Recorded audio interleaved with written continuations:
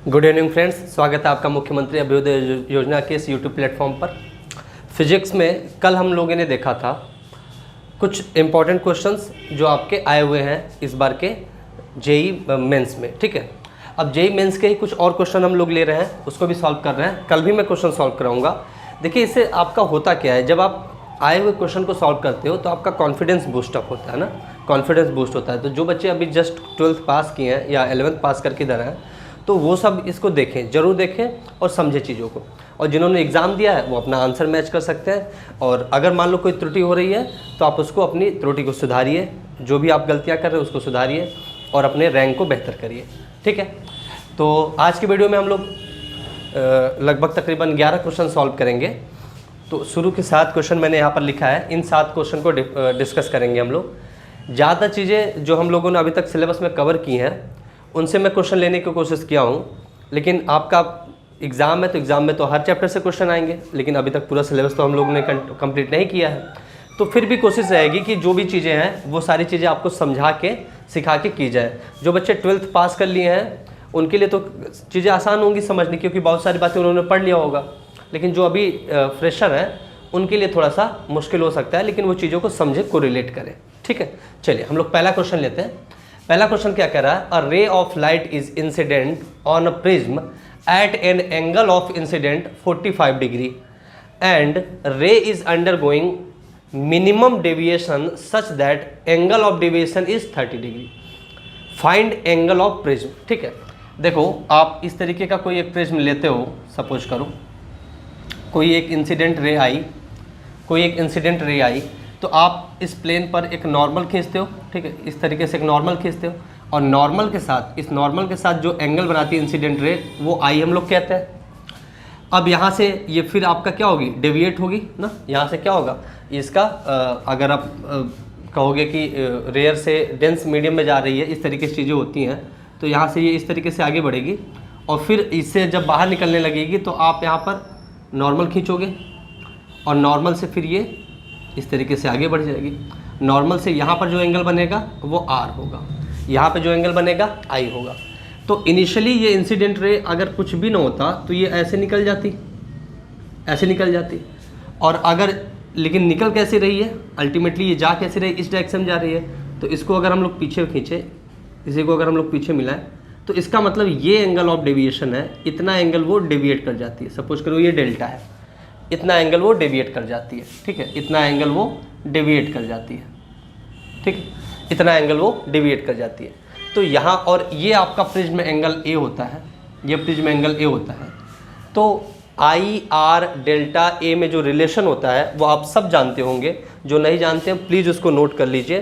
वो होता है delta equals to I plus R minus A. Delta is equals to I plus R minus A. Simple आप इसको triangle और इन सब के लॉ से ये निकाल देते हो।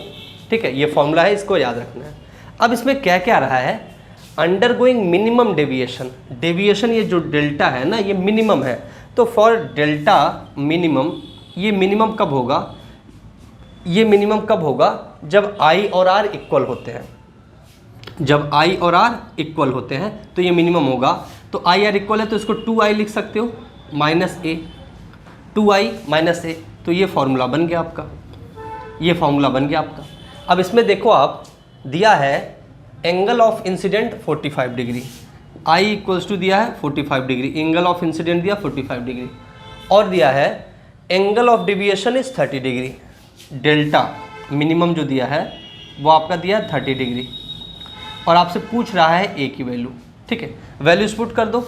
तो डेल्टा मिनिमम 30 डिग्री है, 2 इंटू आई की वैल्यू 45 डिग्री दिया है, माइनस ए। ठीक है, तो ये 30 इक्वल्स टू 90 डिग्री माइनस ए हो जाएगा। तो ए की वैल्यू कितनी आ जाएगी, 90 minus 30 degree, that is 60 degree. ठीक है, तो ए की वैल्यू कितनी आ गई भाई, ए इक्वल्स टू आ गया 60 डिग्री, ए इक्वल्स टू आ गया 60 डिग्री। तो पहले क्वेश्चन का आंसर कितना होगा, ए इक्वल्स टू 60 डिग्री। ठीक है, ये आंसर होगा, ये आंसर होगा पहले क्वेश्चन का। ठीक है, किसी को कोई डाउट है इसमें, किसी को कोई डाउट है? आई डोंट थिंक कि किसी को इसमें कोई डाउट होगा, आई डोंट थिंक कि किसी को इसमें कोई डाउट होगा। ठीक है, सिंपल था, एकदम सिंपल था, फॉर्मूला बेस्ड था, एकदम फॉर्मूला बेस्ड क्वेश्चन था ये, इसमें कोई डाउट वाली कोई बात ही नहीं है, ठीक है, एकदम फॉर्मूला बेस्ड क्वेश्चन था। तो इस तरीके से हम लोगों ने पहला क्वेश्चन सॉल्व किया। अब हम लोग दूसरे क्वेश्चन की तरफ चलते हैं, दूसरा क्वेश्चन लेते हैं। क्या कह रहा है दूसरा क्वेश्चन, ध्यान से पढ़िए। कह रहा है find projection of vector A on vector B. Projection पूछ रहा है, कितना बढ़िया से प्रोजेक्शन हमने पढ़ाया है आपको, ठीक है। आप वेक्टर वाली क्लास को देखिए, जो वेक्टर वाली क्लास देखिए, मैंने पूरे वेक्टर को समझाया पढ़ाया, वहाँ पर प्रोजेक्शन के बारे में भी बहुत अच्छे से चर्चा की गई है और उसी पर क्वेश्चन बना के ये ले आया है। क्या कह रहा है, find projection of vector A on vector B, ठीक है, projection of vector on vector B. अब ये देखो मेमोरी बेस्ड क्वेश्चन स्टूडेंट भेजते हैं, अब इसमें उसका मैग्नीट्यूड पूछा है या वेक्टर फॉर्म पूछा है। हम लोग क्या करेंगे, मैग्नीट्यूड और वेक्टर फॉर्म दोनों तरीके से देख लेंगे, दोनों आंसर आपको बता देंगे। और वेक्टर ए और वेक्टर बी इज गिवन, ठीक है। सपोज करो ये वेक्टर बी है, ये वेक्टर बी है, ठीक है, और ये वेक्टर ए है, इस तरीके से मान लो ये वेक्टर बी है और ये वेक्टर ए है। अब क्या कह रहा है, projection of A on B, projection of A on B. अब जब आप जैसे प्रोजेक्शन का मतलब क्या होता है, अगर आप इधर से टॉर्च जलाओ, इधर से टॉर्च जलाओ, तो इसका जो बी पे प्रोजेक्शन आएगा वो कुछ इस तरीके से आएगा, ठीक है, और इस तरीके से आएगा। और ये आता है, अगर ये एंगल थीटा है तो ये आता है ए कॉस थीटा। कितना आता है, ए कॉस थीटा, ठीक है। ये आप मॉड ऑफ वेक्टर ले सकते हो। मैग्नीट्यूड की बात करूँ अगर, तो ये ए कॉस थीटा आता है, ठीक है। तो projection of vector A on vector B कितना आता है, mod of A cos theta आता है, mod of A cos theta आता है। अगर इसी से फॉर्मूला अगर हम बनाएं, जैसा कि मैंने बनवाया है भी पहले, तो इसको लिख सकते हो वेक्टर बी से, मॉड ऑफ वेक्टर बी से ऊपर नीचे मल्टीप्लाई कर दो, है ना, ऊपर नीचे डिवाइड मल्टीप्लाई कर दे रहे हैं मॉड ऑफ वेक्टर बी से, ठीक है। तो ये तो आपका आ जाएगा A dot B, A dot B ही तो होता है ए बी कॉस थीटा, और डिवाइडेड बाय क्या हो जाएगा, वेक्टर बी का मॉड, ठीक है। तो ये तो मैग्नीट्यूड फॉर्म हुआ। अगर डायरेक्शन के साथ पूछता तो अलोंग बी डायरेक्शन में आपका प्रोजेक्शन होगा, तो इसको बी कैप भी लिखते हैं हम लोग, बी कैप भी लिखते हैं। तो अगर सिर्फ मैग्नीट्यूड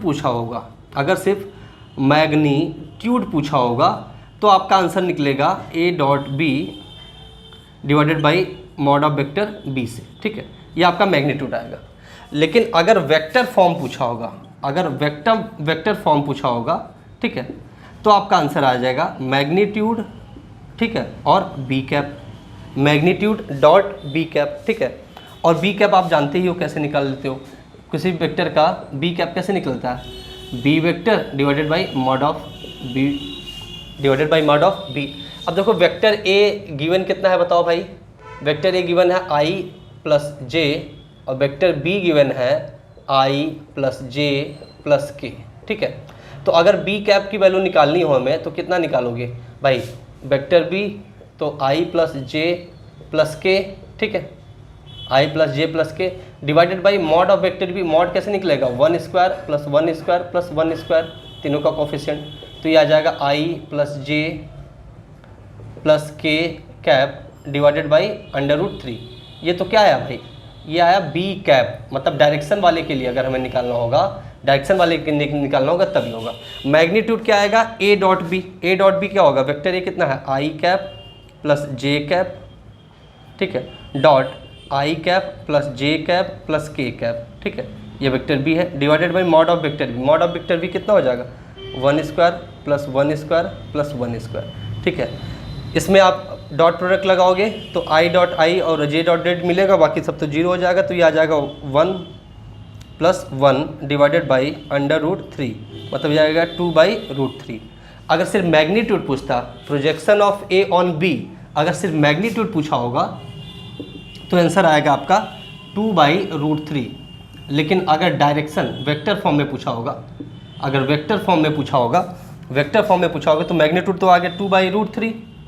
और बी कैप की वैल्यू देखो यहाँ पर हमने निकाली है, कितना है भाई, आई cap plus J cap plus K cap divided by √3, ठीक है।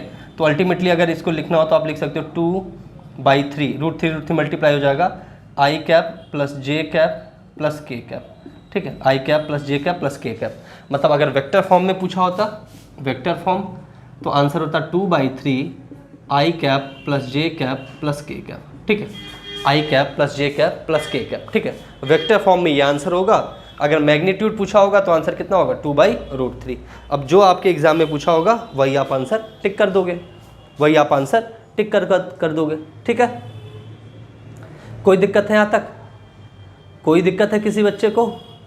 नहीं, ठीक है। तो इस तरीके से हम लोगों ने दूसरा क्वेश्चन भी सॉल्व कर लिया, ठीक है। इजी था, इजी था, हम लोगों ने पढ़ा हुआ था ना, हम लोगों ने पढ़ा हुआ था। तो हम लोगों ने पहला और दूसरा क्वेश्चन को सॉल्व कर लिया, पहले और दूसरे क्वेश्चन को सॉल्व कर लिया। चलिए थर्ड क्वेश्चन को लेते हैं हम लोग, थर्ड क्वेश्चन को लेते हैं। थर्ड क्वेश्चन क्या कह रहा है? A uniform semi circular ring has mass m and radius r as shown, ठीक है, जैसा कि आपका चित्र में दिखाया गया है, as shown. The centre of mass, the COM, that is centre of mass of semi circular ring lies on y-axis at a distance of xr/pi, find x।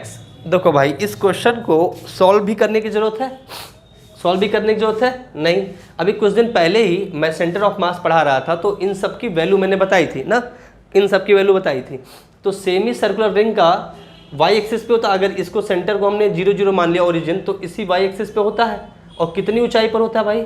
कितनी ऊंचाई पे होता है? वो होता है 2r/पाई,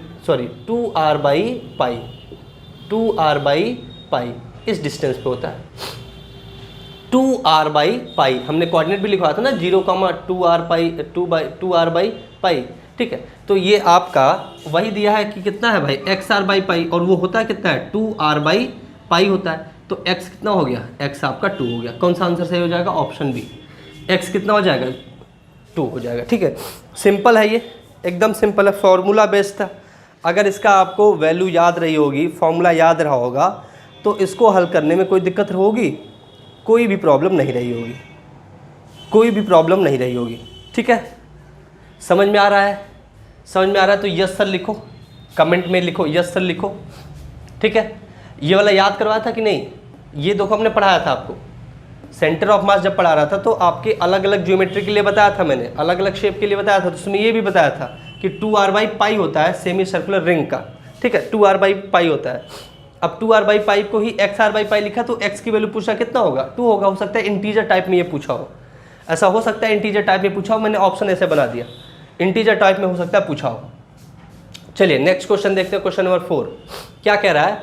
a pendulum has time period of small oscillation is t होना चाहिए, ठीक, चलो ठीक है, t आपका क्या है? टाइम पीरियड t दिया है स्मॉल ऑक्सीलेशंस के लिए, ठीक है। अच्छा, what will be the time period by length of pendulum is reduce to 1/16 of its initial value. देखो कितना आसान सा क्वेश्चन, वेरी इजी, इजी नहीं है, वेरी इजी क्वेश्चन, ठीक है, वेरी इजी क्वेश्चन है, बहुत आसान क्वेश्चन है। आप सिंपली समझो, टाइम पीरियड कितना होता है? 2π√L/g होता है कि नहीं भाई? t बराबर 2π√L/g होता है कि नहीं? ठीक है, होता है, सब जानते हैं। अब क्या रहा है कि टाइम पीरियड t है किसी का, मान लो इनिशियल लेंथ L है, ठीक है। What will be the time period by length of pendulum is reduce 1/16। अगर लेंथ को 1/16 कर दिया जाता है तब बताओ कि टाइम पीरियड कितना होगा। देखो 2π ये पूरा का पूरा कांस्टेंट है, ये कुछ ऊंचाई पर जा नहीं रहा है, एक जगह ही फिक्स है, एक ही जगह से ये बात पूछी जा रही है, तो g की वैल्यू चेंज नहीं होगी। तो आप समझ सकते हो कि t should be directly proportional to √L, t should be directly proportional to √L। मतलब अगर यहाँ से हम लोग T2/T1 एक इस तरीके से रिलेशन बनाना चाहे तो हम लोग लिख सकते हैं equals to √L2/L1, T2/T1 equals to √L2/L1। समझ रहे हो आप? समझ रहे हो? देखो 2π तो कांस्टेंट है, g भी कांस्टेंट है, क्योंकि एक सेम लेवल पर रखा हुआ है, और मतलब वहीं से आपकी अलग अलग कंडीशन में वैल्यू पूछ रहा है।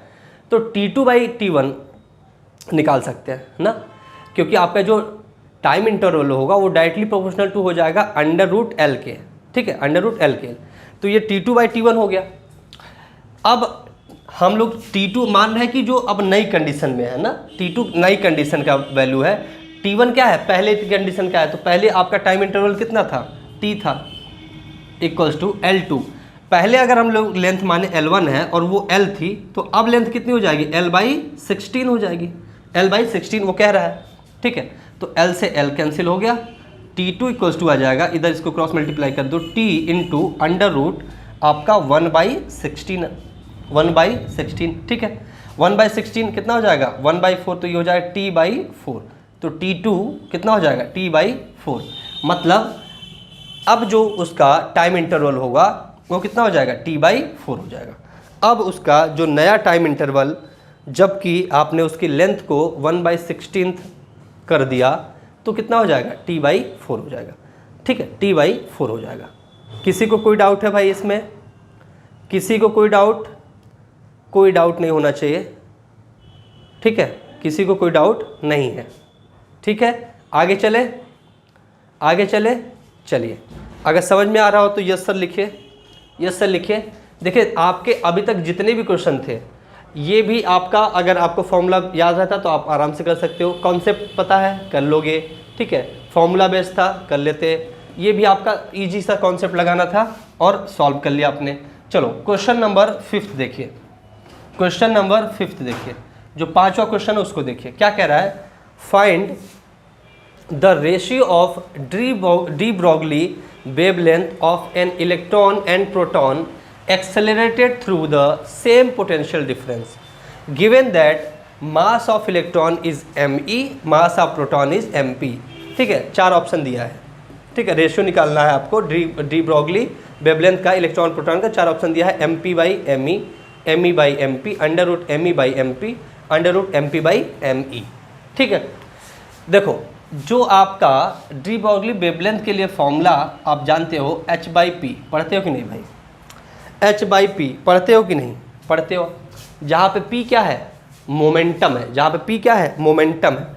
कल हमने मोमेंटम और काइनेटिक एनर्जी का रिलेशन बनाया था, इस तरीके का एक क्वेश्चन किया था। देखो आपका काइनेटिक एनर्जी इक्वल्स टू होता है p²/2m होता है, तो यहाँ से p² की वैल्यू कितनी आ जाएगी, 2m इंटू काइनेटिक एनर्जी, या p की वैल्यू कितनी आ जाएगी, √2m इंटू काइनेटिक एनर्जी, ठीक है, 2m इंटू काइनेटिक एनर्जी। तो इसका मतलब हम लोग लिख सकते हैं lambda equals to h/√2m into kinetic energy, 2m into kinetic energy, ठीक है। अब एक बात यहाँ पे आप ध्यान से देखिए कि जो इलेक्ट्रॉन और प्रोटॉन है वो एक्सेलरेटेड है through the same potential difference, same potential difference से उसको एक्सेलरेट किया जा रहा है। सपोज करो इस तरीके का, चाहिए इलेक्ट्रॉन हो और चाहे प्रोटॉन हो, इसको आपको इस तरीके से पोटेंशियल डिफरेंस देके एक्सेलरेट किया जा रहा है, तो इस कंडीशन में जो इसकी काइनेटिक एनर्जी होगी वो EV के बराबर होगी। चाहे इलेक्ट्रॉन हो चाहे प्रोटॉन, दोनों के लिए कांस्टेंट ही होगा EV ना, दोनों के लिए इक्वल होगा EV, मतलब दोनों के लिए काइनेटिक एनर्जी भी क्या होगी, इक्वल होगी, दोनों के लिए काइनेटिक एनर्जी भी क्या होगी, इक्वल होगी। तो हम लिख सकते हैं लेमडा इक्वल्स टू h/√2m, और काइनेटिक एनर्जी की जगह क्या लिख सकते हैं, E इंटू V, ठीक है।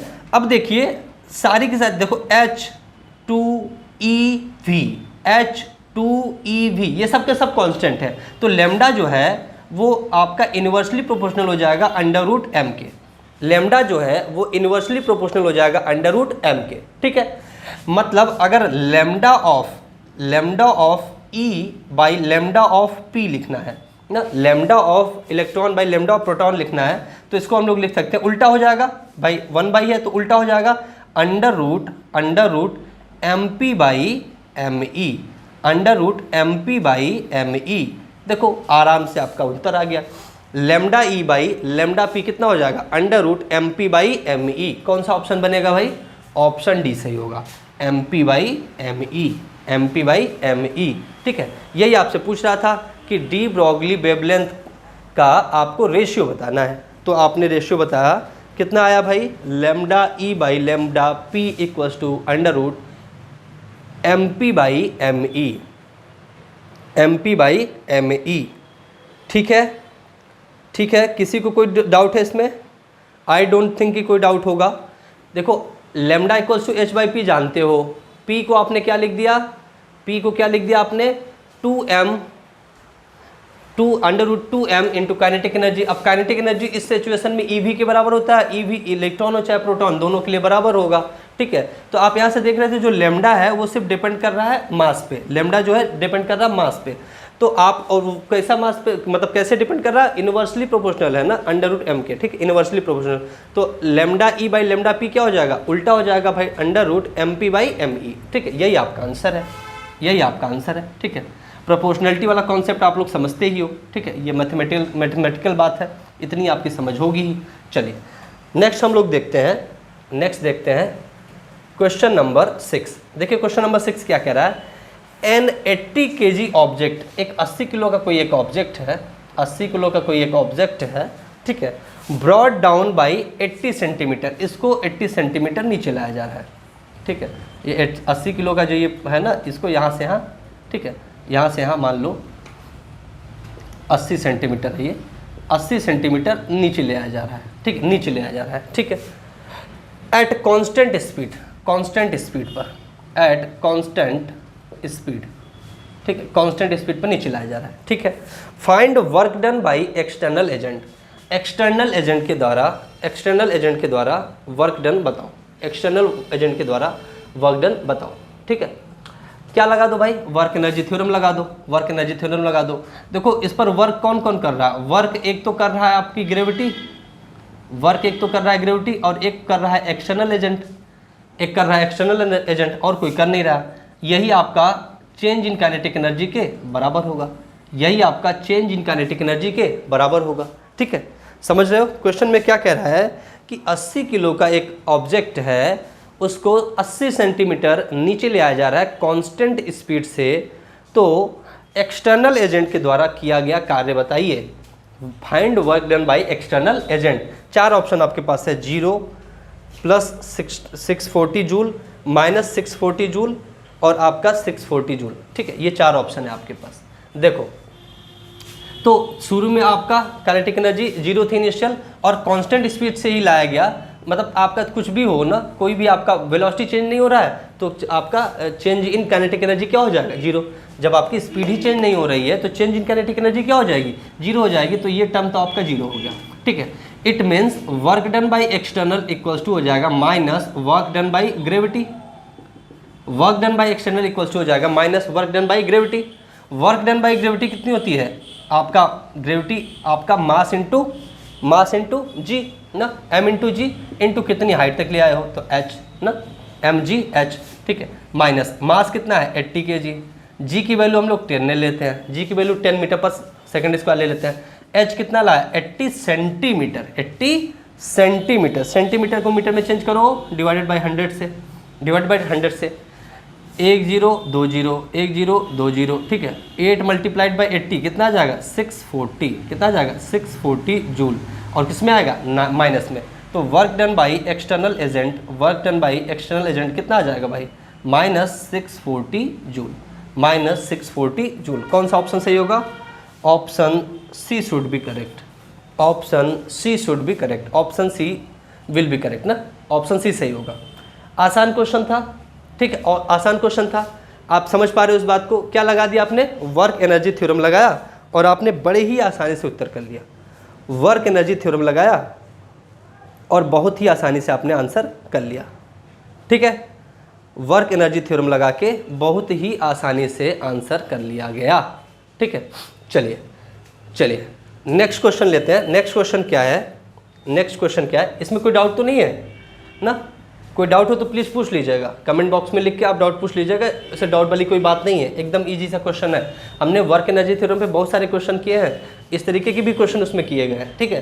तो वर्क एनर्जी थ्योरम वाला आप वीडियो देख के रिवाइज भी कर सकते हो।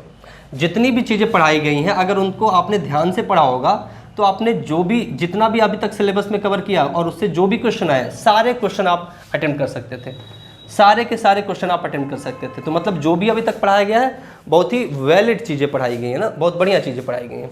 चलिए क्वेश्चन नंबर 7 लीजिए, क्वेश्चन नंबर 7। क्वेश्चन नंबर 7 क्या कह रहा है, if particle is performing SHM such that x equals to a sin omega t plus b cos omega t, ठीक है, b cos omega t, x equals to a sin omega t plus b cos omega t, then the equation of SHM can also be represented as इसको और किस तरीके से represent करवा रहा है, x equals to C sine omega T plus phi.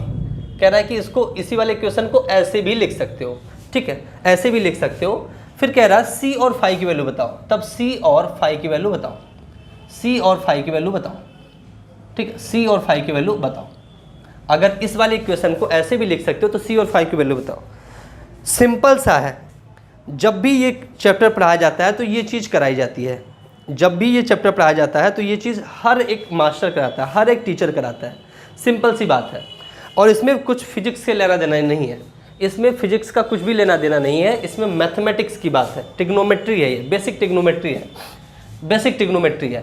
देखो जब इस तरीके का फॉर्म होता है, इस तरीके का फॉर्म होता है, मतलब अलग अलग आपकी साइन और कॉस लिखे होते हैं, तो उसको पूरे को एक मतलब इस पूरे इक्वेशन को एक बनाना हो, मतलब सिर्फ साइन में या कॉस में लिखना हो, सिर्फ साइन या कॉस में लिखना हो, एक ही ट्रिग्नोमेट्रिक रेशियो आपको अगर बनाना हो तो आप लोग क्या करते हो, आपको सिंपल फंडा पता है, सिंपल फंडा पता है क्या, इन दोनों के कोफिशिएंट का स्क्वायर को जोड़ के उसके अंडर रूट से इसमें मल्टीप्लाई और डिवाइड करते हैं। कैसे करते हैं आइए देखिए, प्रोसीड करते हैं। x इक्वल्स टू इसको लिखेंगे under root A square plus B square, under root A square plus B square, ठीक है, इसी से गुणा करेंगे और इसी से डिवाइड करेंगे, तो ये a अपॉन में under root A square plus B square into sine omega T plus b divided by under root में A square plus B square into cos omega T, into cos omega T, इस तरीके से लिखते हैं, cos omega T इस तरीके से लिखते हैं। और हम लोग क्या एज्यूम करते हैं कि मान लो एक आपका राइट एंगल ट्रायंगल है जिसमें ये एंगल आपका फाई है, जिसमें ये एंगल आपका फाई है, और कुछ इस तरीके से हिसाब बनाते हैं कि इसको देखो आपको बनाना किस में है, कॉस में बनाना होता तो उस हिसाब से देखते हैं, हमें बनाना है साइन में।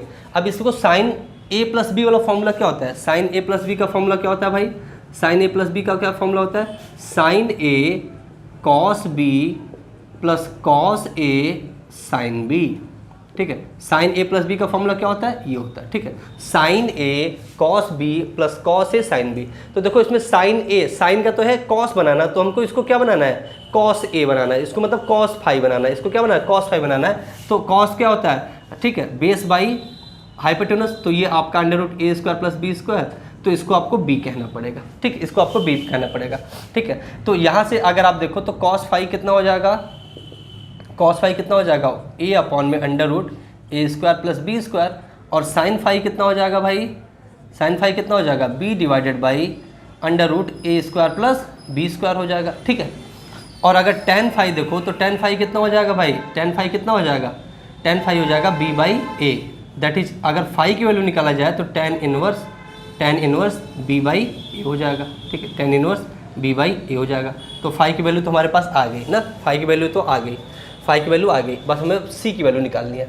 देखो अब ये सारी चीज़ें पता हो गई, तो यहाँ से हम लोग x को क्या लिख सकते हैं, यहाँ से देखो x को लिखा जा सकता है, यहाँ से x को लिखा जा सकता है x equals to under root A square plus B square in bracket A by A under root A square plus B square, ये क्या है, कॉस फाई है, तो देखो ये sine omega T into cos phi, ठीक है, प्लस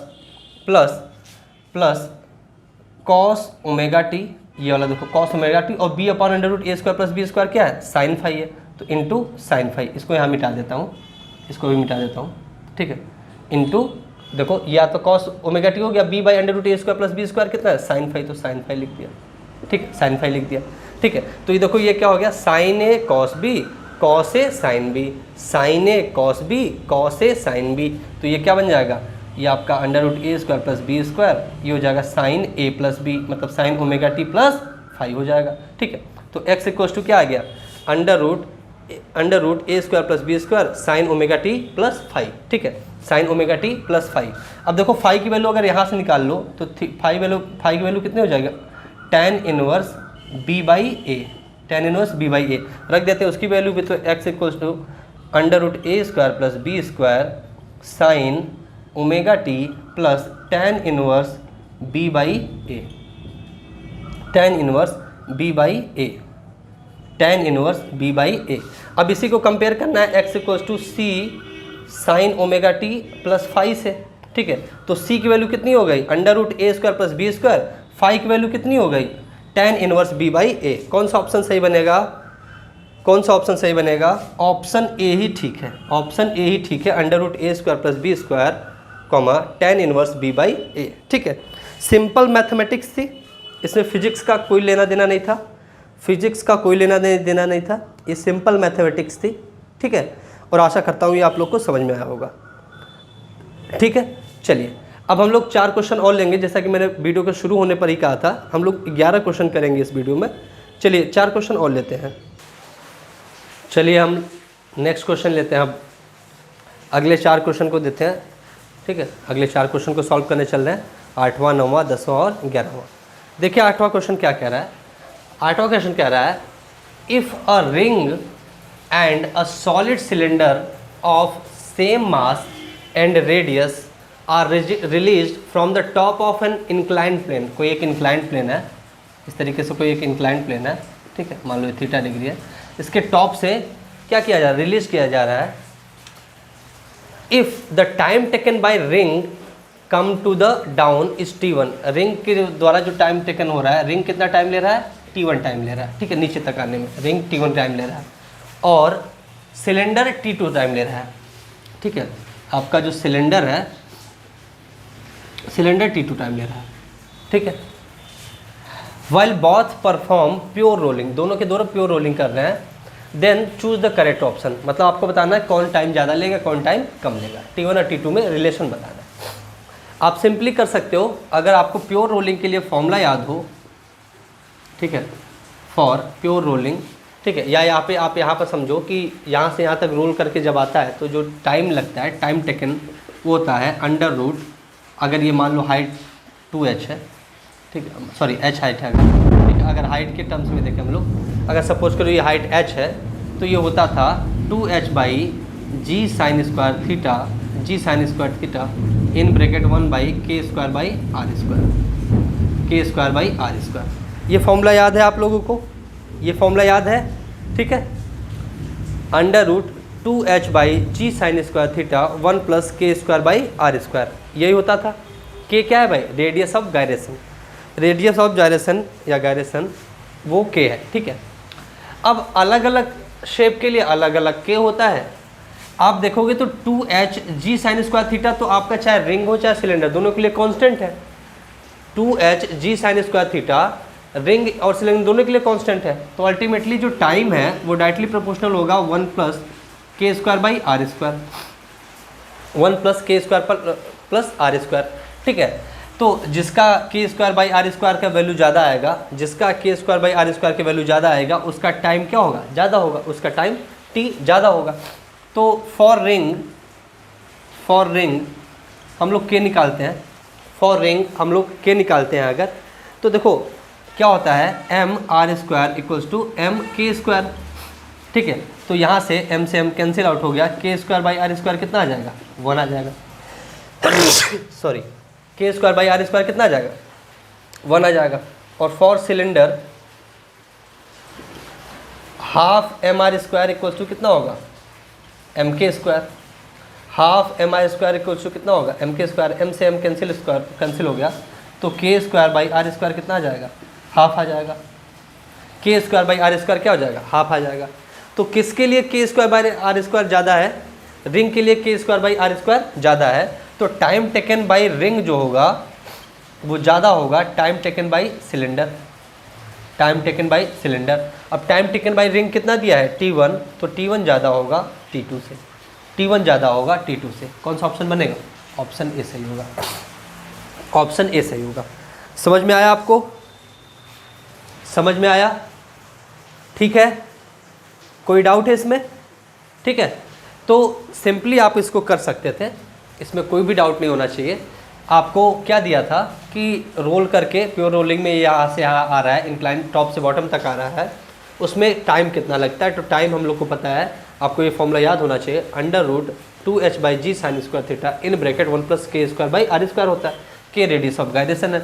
अब देखो 2h by G sine square theta तो कांस्टेंट रहेगा, चाहे रिंग हो चाहे सिलेंडर हो, उसके लिए अल्टीमेटली जो टाइम है 1 plus K square by R square पर डिपेंड करेगा।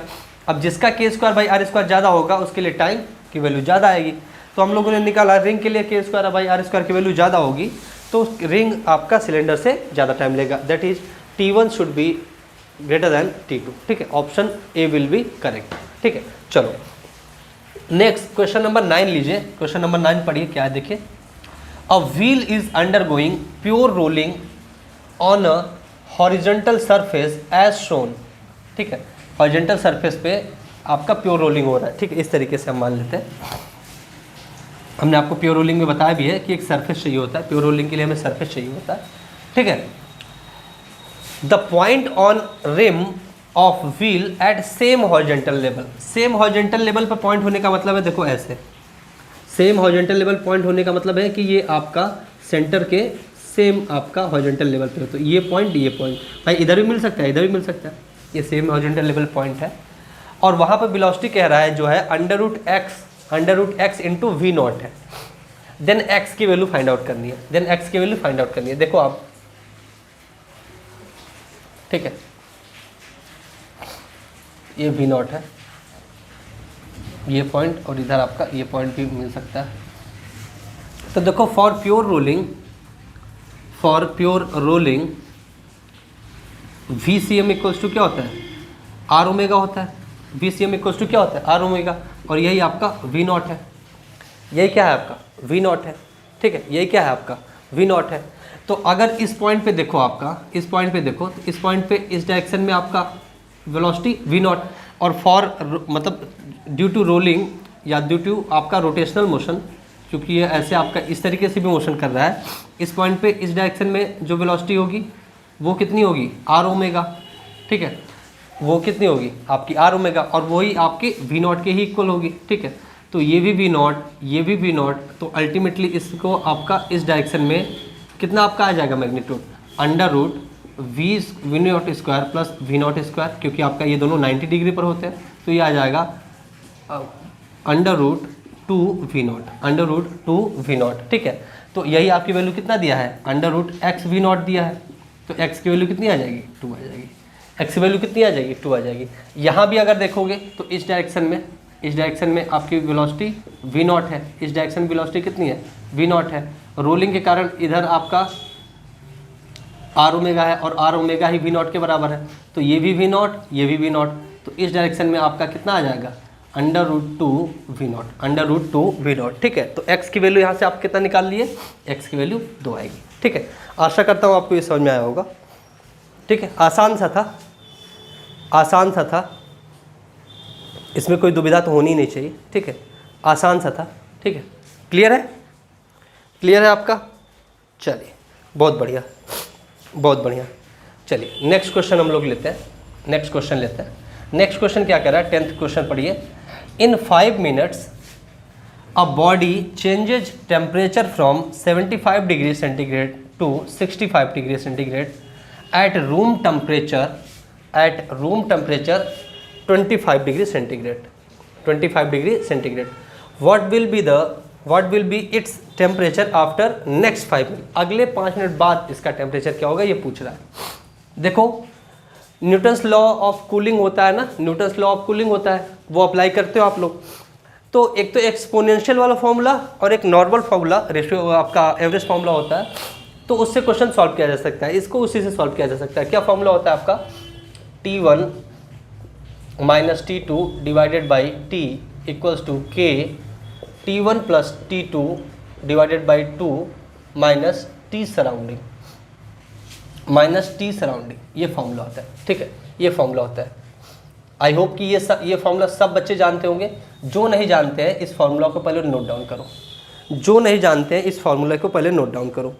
T1 minus T2 divided by T, ये जो स्मॉल t है वो टाइम है, इक्वल्स टू K कांस्टेंट है, equals to K in bracket T1 plus T2 divided by 2 minus TS, मतलब T surrounding. ठीक है, T सराउंडिंग ये फॉर्मूला है।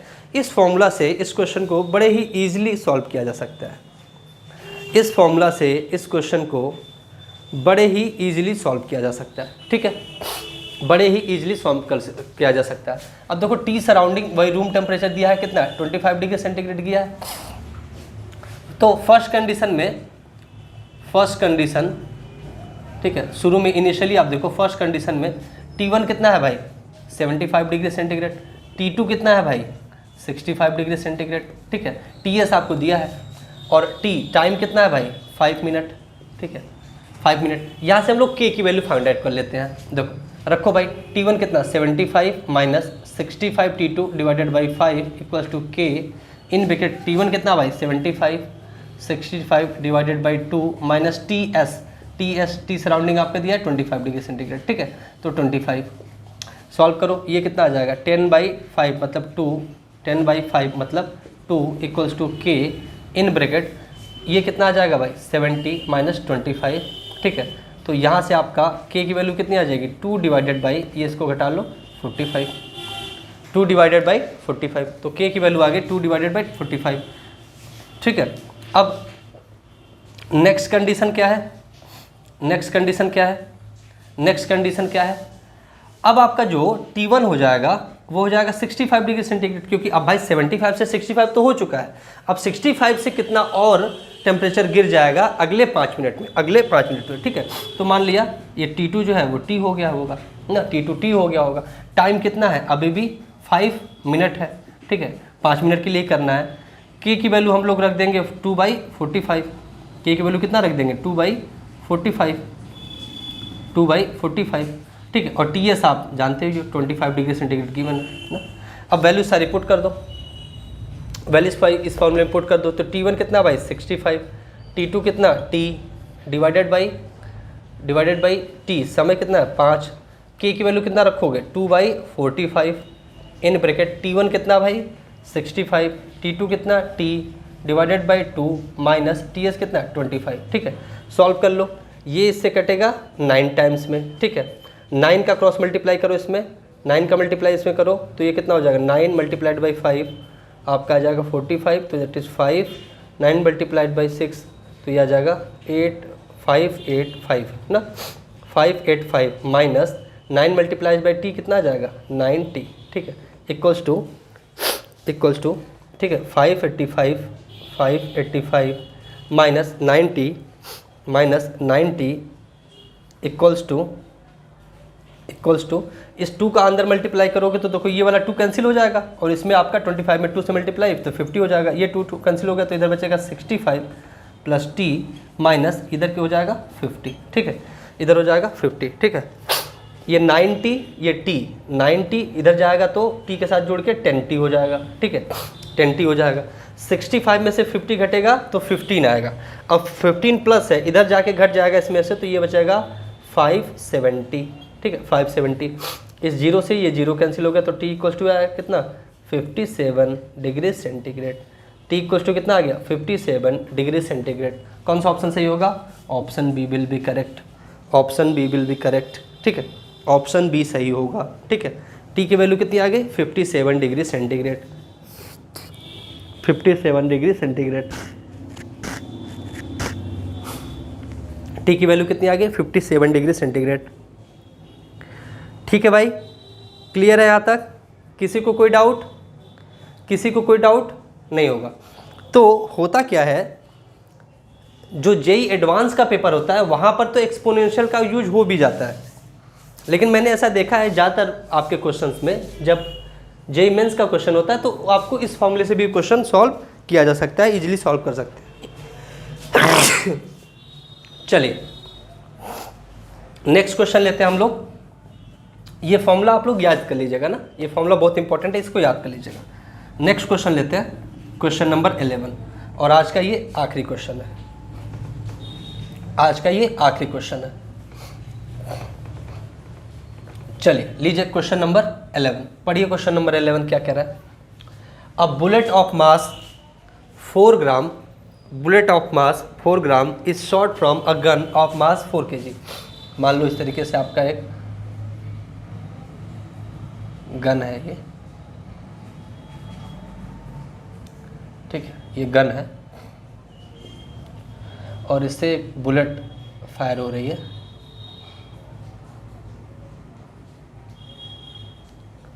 ठीक है, ये बुलेट फायर हो रही है। गन का मास दिया है 4 kg, बुलेट का मास दिया है 4 ग्राम ठीक है। फिर कह रहा है बुलेट हैज स्पीड 50 मीटर पर सेकेंड, बुलेट की जो स्पीड है वो 50 मीटर पर सेकेंड दी है। ठीक है। Find the impulse of bullet, bullet का इम्पल्स बताना है और velocity of recoil of gun, दोनों बतानी है। ठीक है, इजीली सॉल्व कर सकते, कोई दिक्कत नहीं है। हमें अगर इम्पल्स ऑफ बुलेट बताना है, इम्पल्स ऑफ बुलेट बताना है, तो इम्पल्स क्या होता है भाई, ये होता है चेंज इन मोमेंटम। इम्पल्स क्या होता है, चेंज इन मोमेंटम के बराबर होता है। इम्पल्स क्या होता है, चेंज इन मोमेंटम के बराबर होता है। इम्पल्स क्या होता है भाई, चेंज इन मोमेंटम के बराबर होता है। हमें मैग्नीट्यूड ही बताना है। ठीक है, हमें मैग्नीट्यूड ही बताना है। ठीक है, तो final momentum minus initial momentum, final momentum minus initial momentum. Initial momentum तो जीरो, क्योंकि इनिशियली कोई मोशन नहीं था। फाइनल क्या होगा, momentum m into V, mass into velocity. Mass कितना है 4 ग्राम, ग्राम को किलोग्राम में बदल दो तो 10⁻³ बुलेट के लिए निकाल रहा है। ठीक है, इंटू वेलोसिटी कितनी है भाई 50 मीटर पर सेकेंड, 50 मीटर पर सेकेंड। तो ये कितना आ जाएगा भाई, ठीक है, तो kg मीटर पर सेकेंड इसका यूनिट होगा, kg मीटर पर सेकेंड। मल्टीप्लाई कर लो तो 200 मल्टीप्लाइड बाई 10⁻³ kg मीटर पर सेकेंड। ठीक है, kg मीटर पर सेकेंड।